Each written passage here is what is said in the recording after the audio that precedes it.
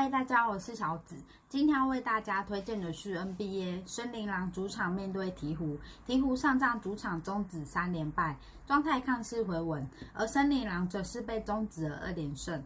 目前鹈鹕还有季后赛的机会，接下来每场比赛都有着必须拿下的压力。本季两队都是由客场的队伍拿下，今鹈鹕客场有给出主客场让分差距，皆两队上仗被森林狼拿下5分，今给予复仇的信心，估计要穿盘拿下没问题。希望大家可以多多评论，多多分享哦，谢谢大家，拜拜。嗨，大家好，我是小紫。